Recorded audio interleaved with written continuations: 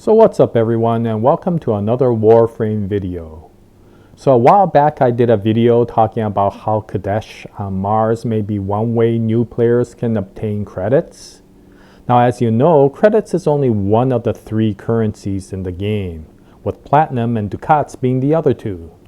So today I wanted to focus this video on platinum and how new players may be able to earn this form of currency. So one of the reasons I wanted to make this video is because anybody who's played the game long enough would know that unlike credits or some of the other resources, platinum doesn't drop readily in missions. In fact, it doesn't drop at all from missions. So unlike the other resources or even credits, you can't farm for it in the standard manner.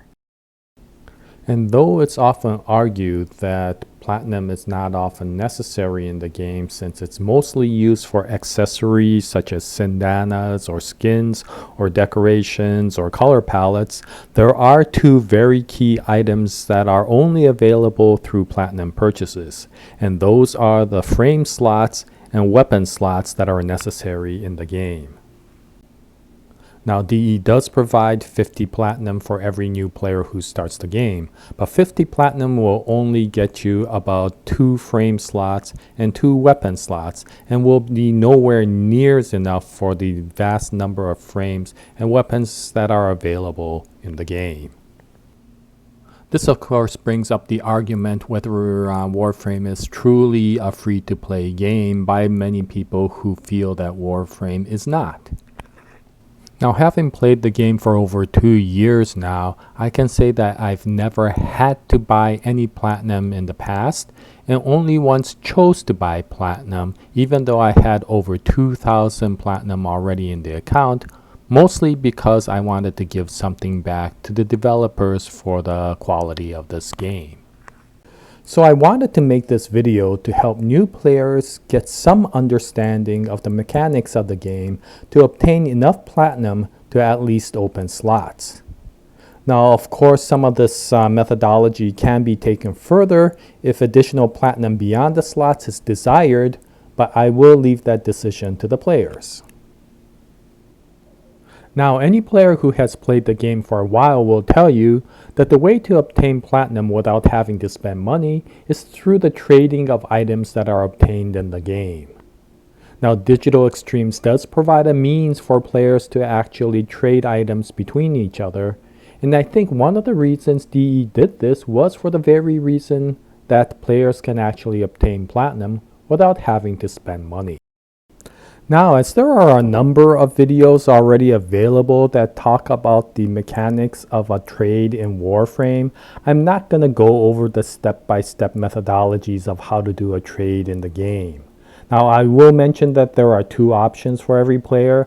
One, if you're in a clan, to use the actual trading station that's available in every clan dojo, and the other, if you're not in a clan, is to go to Maru's Bazaar on Earth and actually use the trading capabilities that are available in that relay. Now the trade market in Warframe is a true open market. In other words, the transactions that occur there are governed by the supply and demand that are seen throughout the game. So the items that are traded has to have a demand as well as a limited supply so that people are willing to trade for it. This of course makes trading a very daunting task for any new player, for basically 2 reasons. 1, new players don't really have the knowledge of knowing exactly what items are in high demand and limited supply. And 2, which is more important, new players don't have the access or ability to be able to obtain the items that are in limited supply and high demand.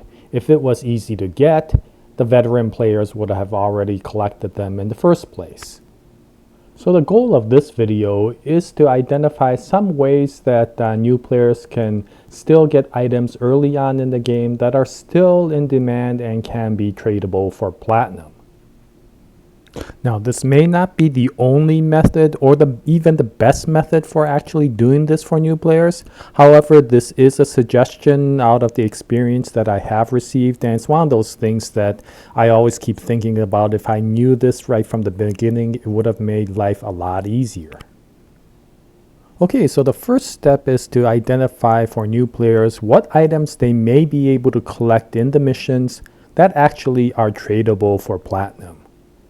Now, if it was a few weeks ago, I would have said there are two basic options that are relatively simple to do. Unfortunately, one of them, which was the R5 or the Rare 5 fusion cores, no longer exists in the game. And so I am not sure if you could actually trade Endo, and I don't think you can. And so one of the options actually disappears. And that leaves us with the other option, which are prime items. This, of course, means that any new player that's interested in trying to get platinum or trade for platinum as soon as possible should actually focus on making sure they unlock the Mars junction available on Earth, since the reward from that is the Void Relic segment. And once you have the Void Relic segment, then you could start farming for relics, which are necessary to farm for prime items. Now, one thing nice about this methodology after U19 is that it gives new players a chance to be able to farm for prime items without having to go to the Void missions to do so. Now, the other thing each new player should do is to make sure they reach Mastery rank level 2 as quickly as possible, since that rank is necessary to be able to trade in the game. So make sure you gain your experiences from your frames and your weapons as quickly as possible, and when you reach the required experience to do the Mastery test, take the Mastery test right away. Mastery test level 1 is the primary weapon test, and the Mastery test level 2 is the secondary weapon test. So they're relatively straightforward, and so try to take them as quickly as possible if you want to start trading in the game.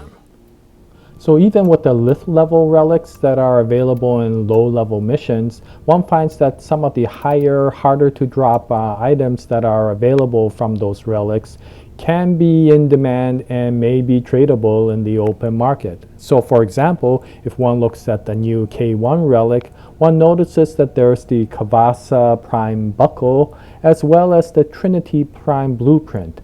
Both items are often in demand, and if you sell them in the market, you usually can find a buyer for them. And this brings us to the next point with regards to prime items. Not all prime items are hard to get, and not all prime items are in demand. So you do have to find the prime items that are not easy to obtain, as well as have a strong number of buyers to be able to sell them quickly and easily in the open market. And that does leave you with a lot more of these prime items that are often called junk prime items. But the nice thing is that for new players, these are actually good items to keep and to trade in another way. So this other method of trade is related to the third currency in the game, ducats. And the reason people get ducats is so that they could buy items from what is called the Void Trader or Barokatir, who comes into the game about once every couple of weeks or so and only uses ducats as the form of currency. So how does people get ducats? Well, in the relay, you could actually convert prime items into ducats. So of course nobody will convert valuable prime items, and junk prime items are used to convert into ducats for Barrel. So what's interesting is when Barrel or the Void Trader comes to the game, then there are often players who don't have enough prime items to be able to buy items from Barrel. And at that time, your prime items can become quite valuable and will often trade. Right now, the standard trade value is approximately about 1 to 2 platinum each. And people usually buy about 5 prime junk items at a time. And so if you have 5 of them, you could usually get about 5 to 10 platinum for a trade. It may not sound like much, but it does add up after a while, and for the initial new players, even 10 platinum can be quite valuable. So Performing prime farming is quite useful, and to do the prime farming, you do have to get relics. So the most important thing for the beginning is to actually farm for relic items. So the mission I found to be quite good at getting relics very quickly is the excavation mission on Everest on Earth. There you could actually get quite a few relics as a reward if you run the excavation mission for a decent amount of time. Now I should warn the new players that this isn't as straightforward as the defense mission on Kadesh, which I mentioned for the credits. It's not as simple as doing 5 runs and extracting and getting credits. You do have to go for a significant amount of time, and it does get a little bit harrowing for new players at the latter part of the mission, where the Grineer soldiers do get a little bit more powerful. Now, approximation to see if you're strong enough to be able to survive the excavation from my perspective, and my perspective only, is that you should at least be able to do 4 rotations or 20 waves of defense on Earth in a team, or at least 2 rotations or 10 waves of defense on Earth solo. And if you can do that without too much problems, then I think you are in pretty decent shape to be able to do the excavation runs to the level of rotations necessary to get the number of relics that you are looking for. Now, if you want to farm a decent number of relics, then I would go for at least about 6 excavators or 600 cryotics is the way you can measure it as a minimum. And if possible, I would like to see, I often like to see about 1,000 cryotics or 10 excavators to get a really nice number of relics and other items from that mission. Now for these missions, I would suggest that you actually do these in a team. The reason for that is there's always high-level players that are often farming for lith relics as well. And if you go on a team, then not only do you have more players to be able to defend the excavator, you often have some high-level players who will help you carry you through the entire mission, and you often can do a longer mission than trying to do it solo.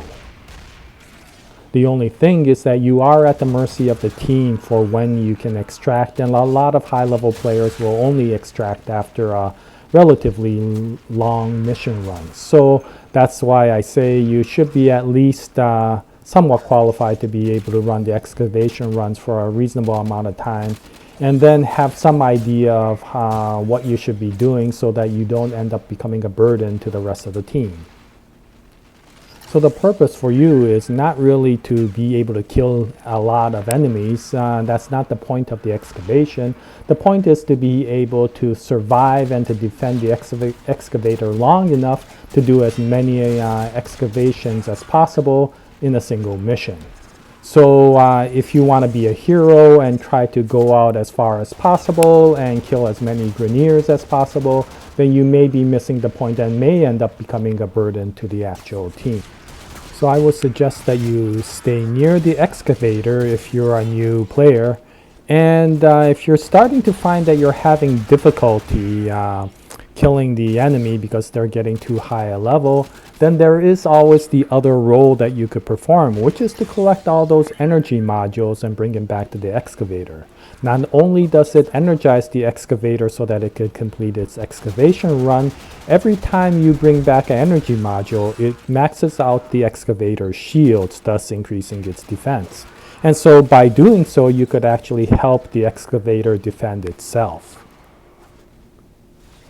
Of course, of the 3 starter frames, Excalibur is the most resilient, and his ultimate ability, Exalted Blade, does prove to be quite useful for taking down the enemy. If you're Volt, then of course going defense is quite useful with its shields that can be able to protect yourself as well as the excavator. And if you speed everybody up, then it helps the other players, especially the higher level players, kill faster. Now, if you're Mag, then of course you could always try magnetizing a group of Grineer, and that does help reduce the amount of ammunition or bullets coming at you and help aid in the killing of that entire group. So there are tricks that you could, of course, always use from your starter frames to actually contribute to the excavation run.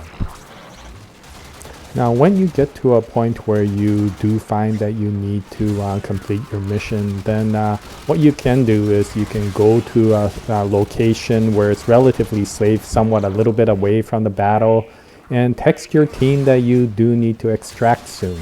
And so long as you've done a decent amount of excavations, then your teammates should be, usually they're quite reasonable, and they will agree that they can extract with you. So see if you can text them and say that you need to extract, and see if the team will go with you. Now, if you're at your very first excavation or very first excavator that you passed and you only have 100 cryotics, then you probably won't have your teammates agree with that.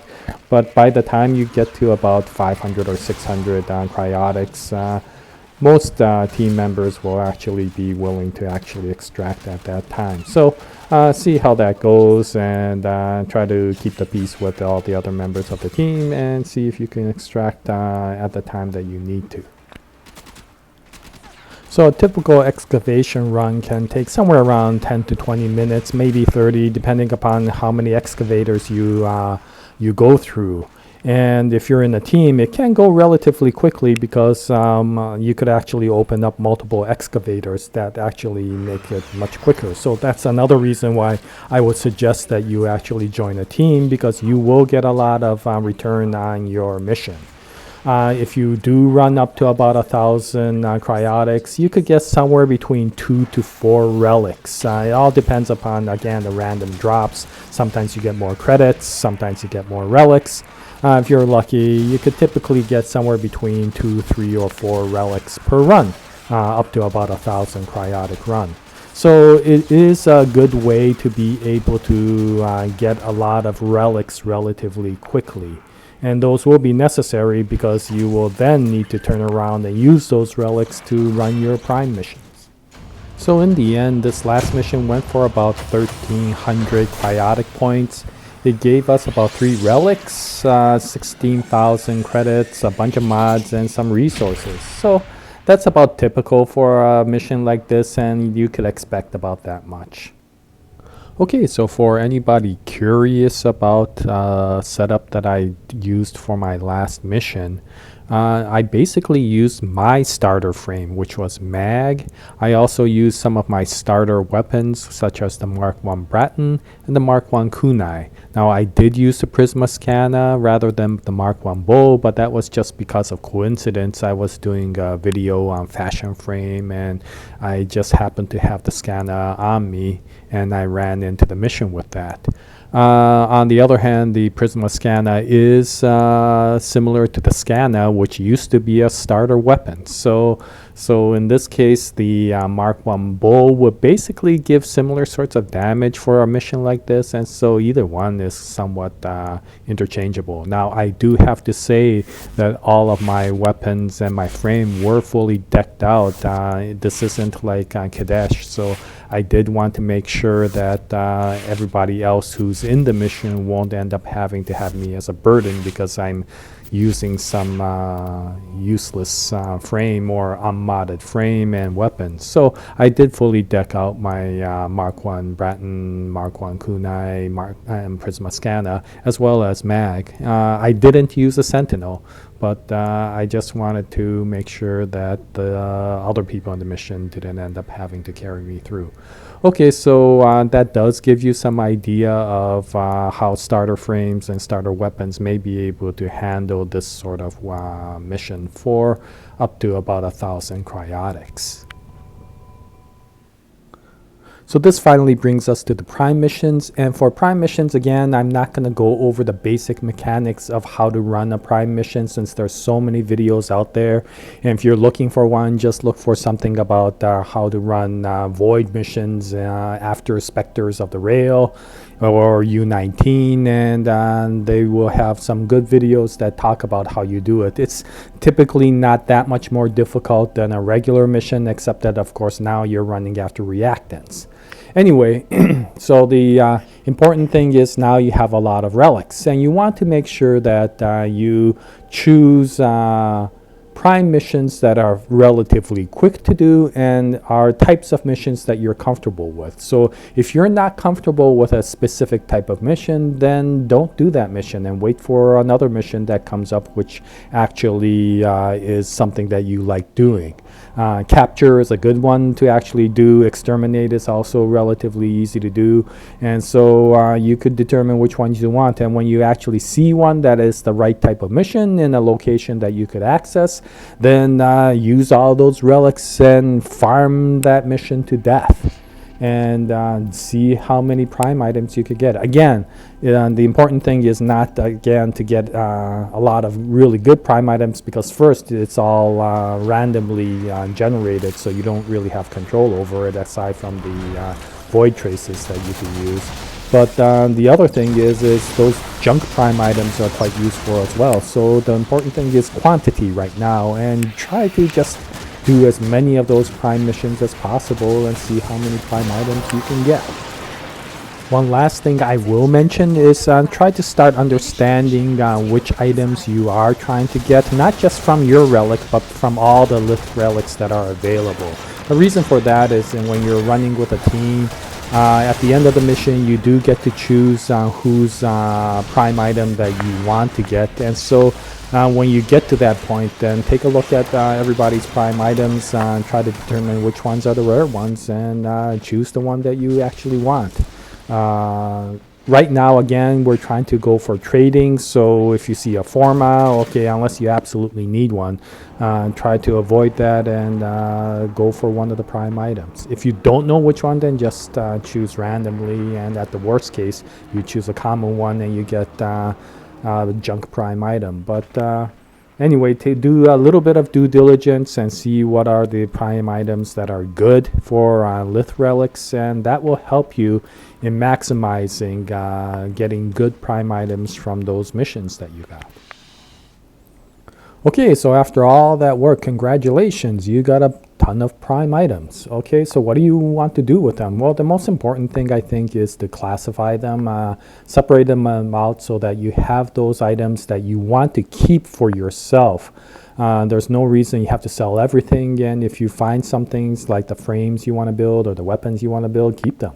For everything else, find out actually which ones sell for a decent amount of platinum and don't use them for junk prime items. And then the remaining amount, leave for junk prime items. Usually junk prime items are the common ones that are readily available, and sometimes they are even the rare ones that nobody seems to ever want. So if you eventually know which weapons people want, and then which prime weapons anyway people want, and which prime frames. Prime frame items are usually decent item to have, no matter which frame it is. So then usually keep the frame prime items for themselves.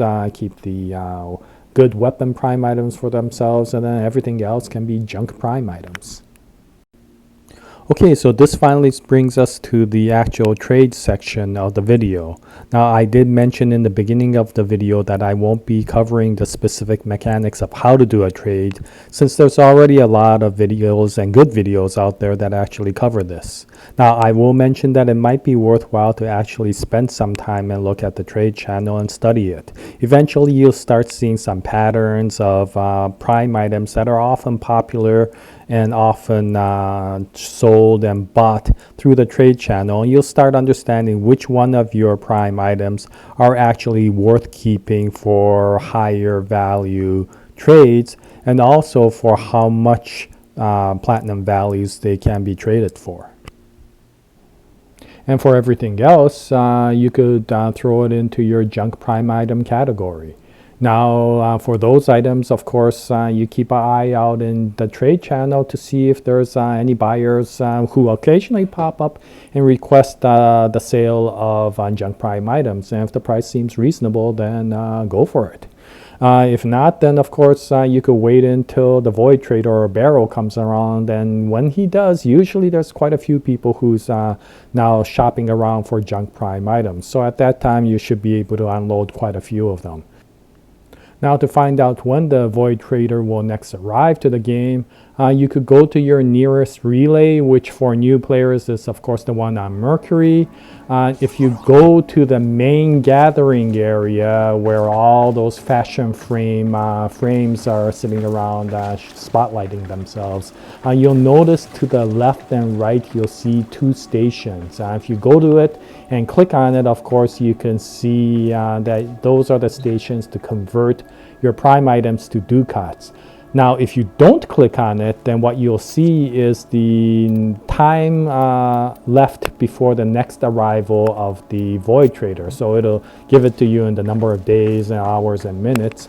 And so that'll give you some idea of when Barrel will come, and of course, when buyers of junk prime items will start to increase. So you could use that as a measuring stick to see how much prime items you want to gather. What I would just do is keep on farming for as many relics as possible and keep on farming for as many prime items as possible. And once the Void Trader comes, then see how much junk prime items you can dump.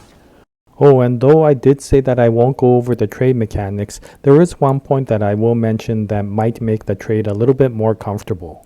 As you'll notice that you'll be able to post one trade notification in the trade channel every 2 minutes. Beyond that, of course, it prevents you from doing so that people don't button smash and spam their trading posts, which I really am grateful for DE to put that consideration in.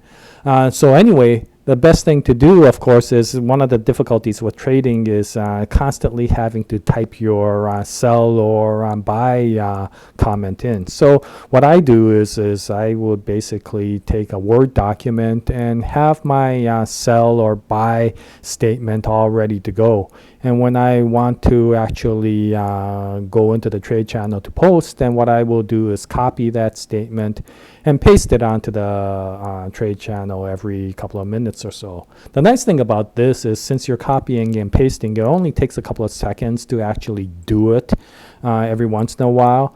And so while you're, for example, chatting with other members of your clan or walking around in the relay or doing something else, every once in a while when you have the time, just go into the trade channel and post your trade. Paste your message and then just get back out again and keep on doing what you do. What you'll notice is eventually if somebody wants to buy or sell to you, then they will privately message you, and then you can then go through the standard trading mechanism. So by doing that, of course, it prevents, it keeps you from having to go crazy staring at the trade channel all day long and so that you can type it in. All you have to do is paste it every once in a while, and by doing so you could do it while you're doing something else, and that makes trading a lot less painful than a lot of people think. Oh yeah, and one last comment. Understand that there are multiple regions around the world for Warframe. For the most part, you'll never really need to go to any other region. I mean, why should you? You could just do all your missions there. But for trading, it actually can be quite useful. If you're in your area and you are selling items for a reasonable price, if you're selling for an unreasonable price, then you'll probably not find any buyer no matter where you go. But if you're selling for a reasonable price and you just can't seem to find the right buyer in the market that you're in, the region that you're in, then of course then you can actually go to your options area and switch regions. And what that will do is that will get you a whole new set of people in the trade channel. And so you can then post your sell or buy request again and see if there's any response in that area. The areas that I found that were useful are, of course, North America East, North America West, Europe, and Asia. All of them are prime candidates for a decent number of buyers and sellers. And so if you don't find anybody in your region and you really want to see if you could find somebody else, then try switching the region. So by doing all of this will help new players out in two ways. First of all, it will of course relieve them of getting platinum, and that will give them the ability to open up slots. Again, it may not be a lot of platinum in the beginning, but you don't really need much to open slots. 20 platinum per slot for frames, 12 platinums per 2 slots for weapons. So you should be able to get enough platinum anyway to keep yourself alive for the minimum requirement of slots necessary to keep the gameplay going. Now for everything else, of course, you could keep on playing on performing these trades, and as you do the trades, you'll start getting more familiar with the market, more familiar with the mechanics, and what you'll find also is you'll start getting more and more items that you'll be able to get. For example, as you get more credits by farming Kadesh, for example, then you will be able to start maximizing some of your mods. And if you take a mod like Vitality, Steel Fiber, or Redirection, and you max it out, it does take a lot of credits to do so, but if you max it out and you max multiple amounts, then you can take the extra maxed out mods, and you could actually sell them for a decent amount of credits. A typical market price for something like that is somewhere between 50 to 150 platinum, depending upon how fast you want to sell them and how high you want to sell them. If you do it with Serration or Hornet Strike, you could actually sell it for even more. So you could get some decent amount of platinum if you start doing that in parallel with the gathering of prime items. In addition, of course, syndicate weapons do also sell in the market, so you could always join a syndicate, and by the time you get to the point where you can continuously acquire syndicate weapons, then you should be high enough in ranking that you should be able to get your hands on them, and then you could trade them. Other things that trade reasonably well are the corrupted mods like Fleeting Expertise, Narrow-Minded, Overextended. Those sell for about somewhere between 15 to 25 platinum each. Some of the other items, of course, are the full frame sets, prime sets, and full weapon prime sets. A good one that people tend to like is something like the Lex Prime, because it's a good hard-hitting secondary, and if you get the full set, which is 3 items, the blueprint, the stock, and the barrel, if I remember right, then you could sell it for somewhere between 20 to 25 platinum. So of course that gives you the ability to start gathering items, which is what everybody does. And by the time you start doing that, you know, and keep on playing with the junk prime items and farming relics and all, you'll start becoming comfortable to be able to sell all those other items that that everybody else sells, and then by that time you'll have no problem gathering platinum. It's always the beginning that's difficult, and so at this point what I would say is, the moment you start in the game, take a couple of rounds at Kadesh to get about 30,000 K of credits, and then go after at least one excavation run while you're in there to gather a few relics. And then once you have enough relics, then and you see a good prime mission, then run that mission to death to convert all those relics into prime items, and then go sell them. And that's what I did, and that's what most of the other people did to get platinum as well, if you don't want to buy it with money.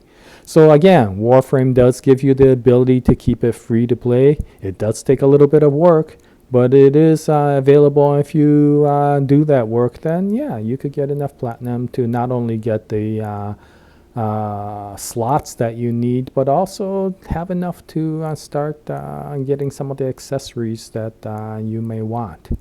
Okay, so that's in a nutshell some of the quick and dirty information that I guess I can give you with regards to getting platinum. What I suggest is, if you're in the clan, ask your veteran players in the clan what they think about what new players can do to get platinum as well. And then eventually you'll have enough, and that'll make the game a lot easier to play. Anyway, I appreciate your time as always to watch the video. I hope it becomes useful. And thank you very much for visiting again. And as always, Jaya, nice day, everyone.